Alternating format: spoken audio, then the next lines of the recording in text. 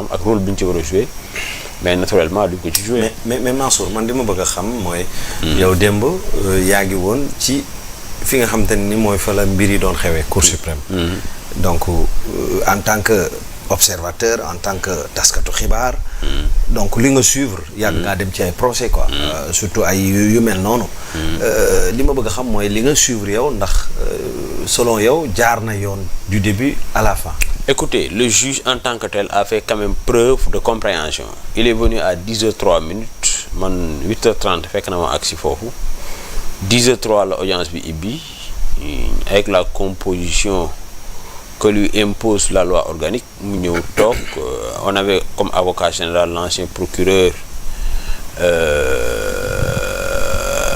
procureur comment ça s'appelle encore comment on appelle encore de la TI, je pense à l'époque TI la ñu amoon tribunal d'instance de Dakar ou bien TGI tribunal de grande instance de Dakar Ousmane Diagne moo fa nekkoon. donc bi mu ñëwee li mu njëkk a wax mooy nañu fexe ba ñaari parties kenn ku nekk am 1 heure de temps ñoom d'accorduñu surtout la partie adverse. mooy les avocats de Ousmane Sonko d'ailleurs sax c'est maître Demba Ciré Bathily moo ñaan président avec déférence ne ko carrément ñun ak taille bi ñu am c'est-à-dire notre défense ni ñu ko organiser ak taille bi ni mu toll parce que ñoom ñoo ëppale quand même parce que ñoom c'est minimum je pense 20 avocats man compté naa loolu quoi. kon ñu doon wax 30 yeggul foofu. non man compté naa du mat 19 ba 20 waaw loolu moom wóor na loolu moom man loolu moom je l'ai compté. d'accord ñee ils étaient une dizaine. donc Demba Ciré ne ko carrément ñun suñu sañoon dañuy am lu ëpp loolu 2 heures de temps la ñu bëgg l'avocat agent judiciaire de l'État jël kàddu ne ñoom 1h30 dina baax léegi après le juge ba a suspendu l'audience pour leur demander de se concerter 10 minutes la leen may génn il s'est retiré bi mu retiré woo bi 10 minutes yi mat pile poil bu dugg si d'ailleurs sax moom bi mu dugg see audience xam nga automatiquement dafay reprendre ci la yeneen avocats yi dugg si donc moom moo leen njëkk a dugaat ci salle bi il a respecté les 10 minutes léegi finalement ils se sont tombés d'accord pour les 1h30 fois 2 quoi c'est-à-dire partie bu ci nekk am 1h30 ñu def seeni plaidoyer donc y a le comment on appelle ça encore l'agent judiciaire de l'État moo wax c'est-à-dire ils ont parlé des moyens parce que moom c'est pas un juge de fait mais juge de droit la quoi. Le juge de cassation man je ne préfère pas dire le juge suprême moom Allah subhanahu wa ta'ala donc man le juge de cassation laay wax loolu noonu laa koy tuddee n'est-ce pas donc le juge ba moom je disais tout à l'heure donc la partie de l'État ñoom ñu def seeni précision à part que Maître El Hadji Diouf quand même à 2 reprises quand même il est passé à côté hein. Le juge l'a rappelé vraiment à l'ordre il lui a même fait comprendre que votre cause est entendue maître parce que xam nga en fait doo ñëwaat di ñëw ci péripéties doo ci revenir. waaw di ñëwaat ci affaire précision yi ngay def. faut que tu sois court, clair et concis. Voilà, donc tu fais des précisions. On parle d'abord le langage le langage à la fois codé pour ne pas dire le langage approprié. On parle de moyens quoi, n'est-ce pas? Donc même bi mu ñëwee maître du par exemple bi mu ñëwee ñëw foofu ci ay affaire ku jigéen ki la wax suite beauté ay affaires yooyu. Donc le juge ba njëkk na ko rappeler à l'ordre waat ko à l'ordre ne ko carrément votre cause est entendue. D'ailleurs sax mën naa ni moo ko retiré la parole quoi mais ñoom ils se sont organisés de telle sorte que 1h30 yi 3-4 avocats yi kii day jël 30 minutes kii jël 20 et cetera. Donc loolu moom l'audience c'est bien déroulé mais man j'avoue que ni bi 1h30 di jot 1h30 comme c'était le vendredi je me suis retiré quoi. Donc dem julli ji am aussi benn atelier bu ma doon def donc loolu man ba mu ma fay jógee amul incidence d'audience te bu amoon aussi tamit journaliste dinañ ko rapporter. Donc audience bi moom wax dëgg na yàlla. on a dit que ne am na kenn ku yoroon portable xawma. non mais yooyu. waaw mooy yaa quelqu'un bugguma tudd ban corps la nekk moo dem ci benn avocat wala du boobu la ñuy wax. waaw boobu moom man d'ailleurs sax man ci ligne boobu laa toogee woon quoi. Donc man j'étais beaucoup plus proche du bu dee mën naa ko tuddee beaucoup plus proche de l'avocat général Ousmane Diagne. man ni ma toogee woon.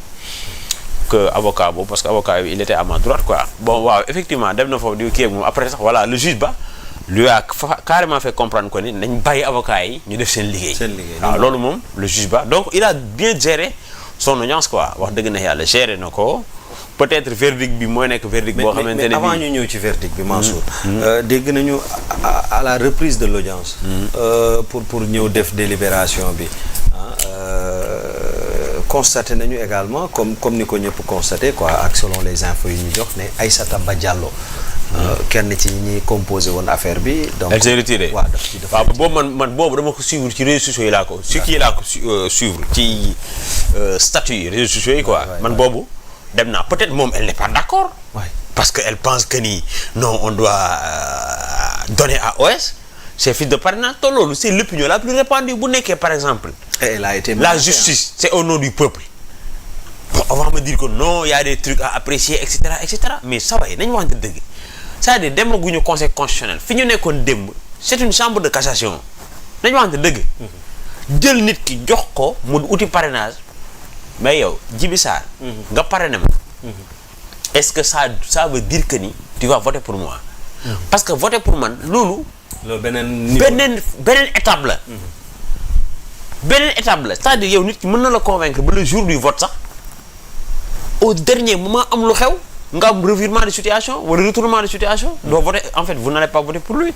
donc pour man la magistrate rek keneen ak keneen y a beaucoup de Sénégalais qui pensent que ni non y a des violations flagrantes sur les droits du leader de Pastef moo tax c'est pourquoi la CEDEAO la ce qu'elle a dit la cour là aussi mais ça n'a convaincu personne nañu waxante dëgg. yow quelqu'un à qui on a refusé d'aller la liberté d'aller et de venir consacrée par notre constitution pendant 55 jours. CEDEAO gëmm ci bëtam cette cour de justice là non mais nañu waxante dëgg. donc man Djibi moi je pense que ni ce qui a été rendu hier. bon ça n'engage que la cour qui l'a rendu parce que c'est une cour yaa ngi dégg mais sénégalais yu ci bari d'accord ak ñoom man mi d'accord ma ak ñoom. franchement man d'accord ma ak ñoom quoi. su ma la rejoindre dafa mel ni da nga bëgg a wax ne le juge wax na lépp tout sauf du droit. non loolu man du ma ko loolu yow sa wax la mais dama ne. ah non question la non mën na wax droit sax sama du ma ànd ak moom. loolu ça c'est Serigne Mansour mën nañu wax droit man ma def sama jàngatu bopp jàpp ne man juge bi wax na droit mais ànduma ak moom loolu man la engagé mais de toute façon ce qui est constant mooy il a mené à bien son audience il a sorti il a rendu un verdict boo xamante ne bii voilà sénégalais yu bëri jàpp nañ ni on devait quand même rétablir à OS c'est on doit lui donner ses fiches de parrainage léegi après nag ñu dem conseil constitutionnel après on verra de la suite mais taxaw fii bëgg taxaw ne ce qui a été fait à Ziguinchor parce que xam nga en fait li muy conforté mooy y a une main mise de l'exécutif dans le judiciaire parce que quand l'agence judiciaire de l'État dit carrément que ne li ñuy def wax Ziguinchor état bi du ko def ñu ñëw à la cour suprême moom ñu jox ko dëgg mel ni kuy wut doole mais attendez fii personne n'est fou aussi loolu la donc de toute façon daal même la prochaine fois pour l'audience du 23 aussi bu ñu yàlla may fekkee ñu tal ko jàpp ñu trop dañuy dem xooli parce que aussi tamit yooyu c'est important nit ñi dem xam lan moo xew parce que par exemple da nga naan chacun a bon droit loolu ngay wax quand les avocats prennent la parole mais maintenant c'est au juge de dire le droit quoi c'est-à-dire dimbali sénégalais yi parce que affaire bi moi je pense que c'est une première quand même au Sénégal qu'on refuse à un leader politique des fiches de parrainage kañ la yàgg fi sax d'ailleurs 2018 la ak péripéties yi entouré parrainage on a vu une saisine de l'avocat candidat à la présidentielle Maître Abdoulaye Tine gis nañu bi ñu la cour de justice de la CEDEAO fait un rendu boo xamante ne bii pas par exemple parrainage nañ ko fi jëlee waxuñu loolu mais nañ ko xoolaat genre yooyu la quoi mais on a vu par exemple ceux-là qui sont au pouvoir disaient non le Sénégal est un pays souverain même concernant l'affaire Karim Wade gis nañ ni ñoom pratiquement ils sont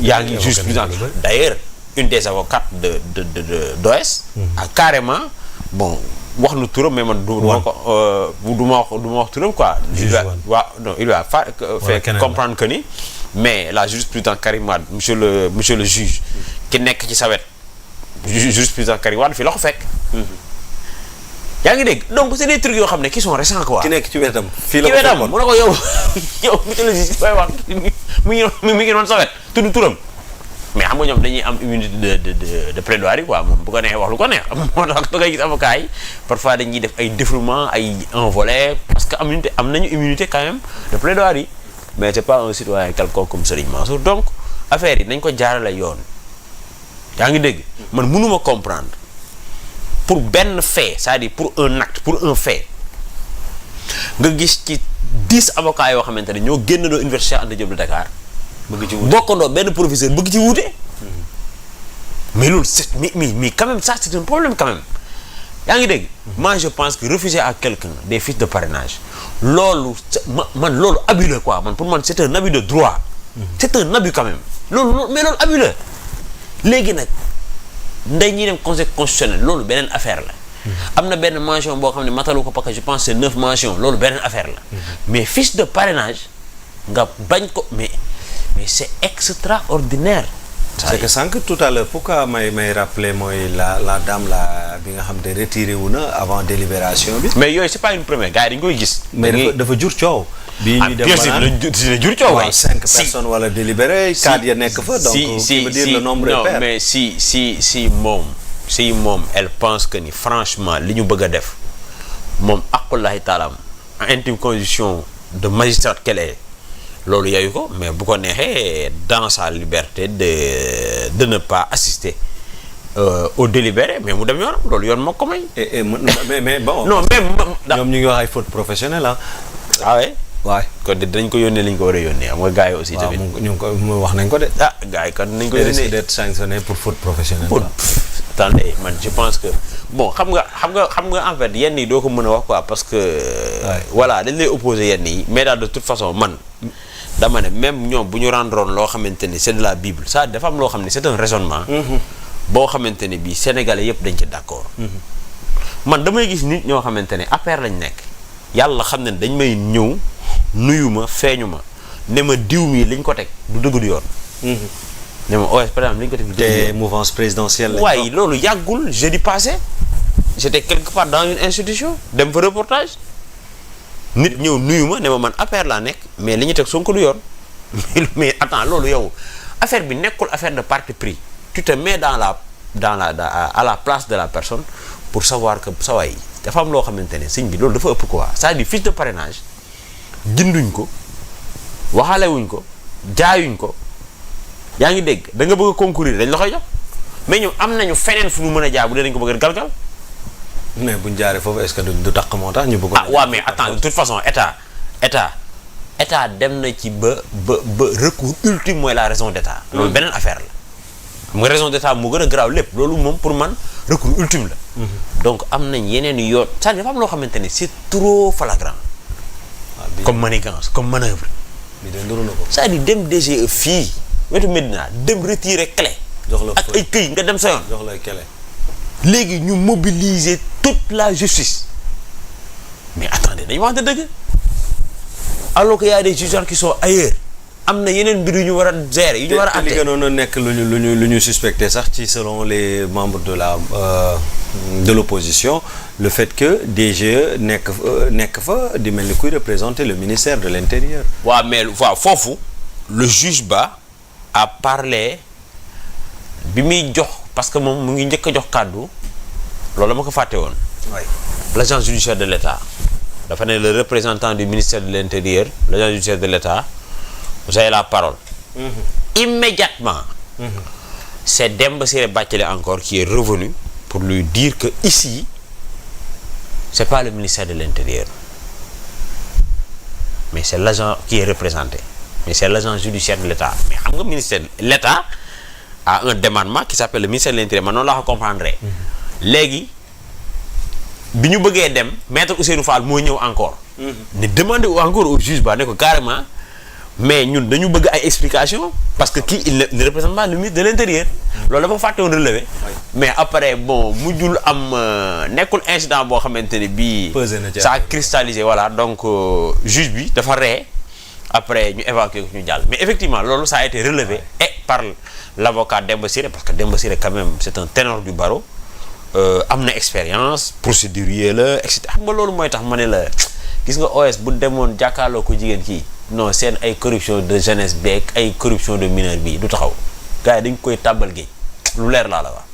non am na ndumbe xaw ma naan yaa une avocate là de Ousmane Sonko. mais. c'est elle dont je parlais laajal tout à l'heure. non laajal ña nekkoon foofu. mais laajal ña nekkoon foofu. mais elle a fait une plaidoirie boo xam ni mais ça ne court pas les barreaux hein. je te dis oui. d'abord plaidoirie yi ban moo la ci gën a marqué wala boobu la. non boobu moom man yi ma fekkee. non boobu moom Sahara bi la vedette. bi mu paree juge bi da doon reetaan lu leer laa la wax demande à ceux-là qui étaient là. wax ñu lan la wax. non mais c'est pas li mu wax yëpp dafa bari. non non c'est-à-dire tënk rek. non non li tax mu marqué la. non non c'est-à-dire loolu laa bëgg a xam lorsque les venus moo tax man j'invite les Sénégalais dans la discipline et le respect yu mel ni nañ dem di fekkee parce que dëkk bi dafa souffrir ci ay manipulation gis nga démb am na bruit bu dul courir que ni doo xam fan la jógee dinaa ci ñëw sax. ñu neen diw bi avocat moo ko partagé diw et cetera et cetera dinaa ci ñëw moom. tu comprends donc man cette Ndoumbéla man xaw man dama en fait dama ko naan gis noonu quoi. waaw te keroog nga koy démb nga koy soog a non man yàgg naa ko gis palais de justice. waay mais hier non elle moo tax gis nga non moi je pense que ni OS def na quand même ay erreurs. c'est-à-dire gis nga dossier bii seen corruption xanaa xamoo coow li yëpp contumace bi la bu contumace bi amul woon. dañu am fu ñu ko teg. non mais c'est-à-dire même bu ñuy cam langal ak pëtëxal ak yooyu ça n'allait pas être beaucoup plus compliqué qu'un contumace yow contumace bi ñëpp xam nañ ni sëñ bi contumace bi daajeeku na tëbul dafa daajeeku mais ñoom fi lañ taxaw. kay fa lañ wéeru tëdd fa. yaa ngi dégg donc encore une fois moi je pense que ni avocat yi kenn ku ci nekk li nga waroon def na ko léegi le juge. léegi rabat d'arrêt bi ñuy wax nag ndax mën nañ ko attendre. waaw yow rabat d'arrêt bu Khalifa Sall dafa jariñ dara loolu moom dama sax taxaw yow rabat d'arrêt bu Khalifa Sall lan la jariñ dama lay laaj rek lan la jariñ. bu Khalifa de moom France daal di nii la mel mais est-ce que. rabat d'arrêt suspension